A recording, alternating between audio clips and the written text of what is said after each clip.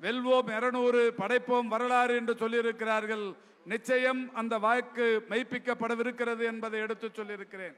மாண்புமிகு தமிழ்நாட்டின் முதலமைச்சர்கள் வெல்வோம் 200 படைப்போம் வரலாறு என்று சொன்னது ஏதோ வார்த்தை அலங்காரத்திற்கான ஒன்று அல்ல என்பதை நீங்கள் உணர்வீர்கள். 2024ஆம் ஆண்டு நடைபெற்ற நாடாளுமன்ற தேர்தலில் இதே கூட்டணி தமிழ்நாட்டில் வெற்றி பெற்ற சட்டமன்ற தொகுதிகளின் எண்ணிக்கை 221.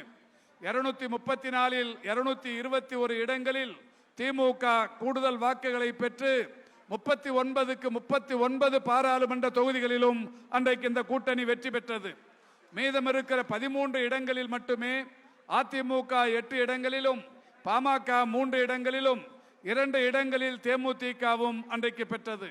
அந்த வகையில் ஒரு 13 இடங்களை தவிர்த்து 221 இடங்களில் கூடுதல் வாக்குகளை பெற்ற கூட்டணி தான் இன்றைக்கு ஒரு 1.25 ஆண்டு காலத்திற்கு பிறகு மீண்டும் தேர்தலை சந்தித்திருக்கிறது. இந்த 2 ஆண்டுகளில் மாண்புமிகு தமிழ்நாட்டின் முதலமைச்சர்கள் ஏராளமான சிறப்பு திட்டங்களை தமிழ்நாட்டில் செயல்படுத்தி இருக்கிறார்கள்.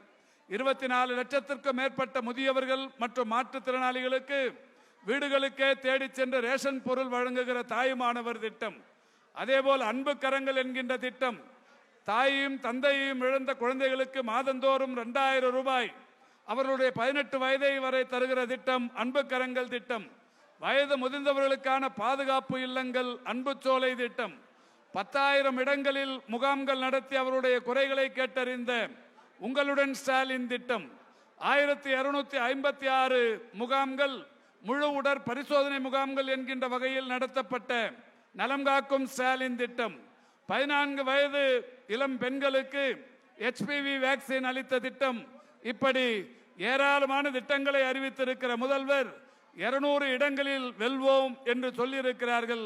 நிச்சயம் இன்றைக்கு வாக்காளர் மத்தியில் நிலவி வருகிற எழுச்சியை பார்க்கிற போது இன்றைக்கு வேளச்சேரி உள்ளிட்ட 234க்கு 234ம் வெற்றி பெறும் என்கின்ற நிலை இன்றைக்கு தமிழகத்தில் நிலவி வருகிறது.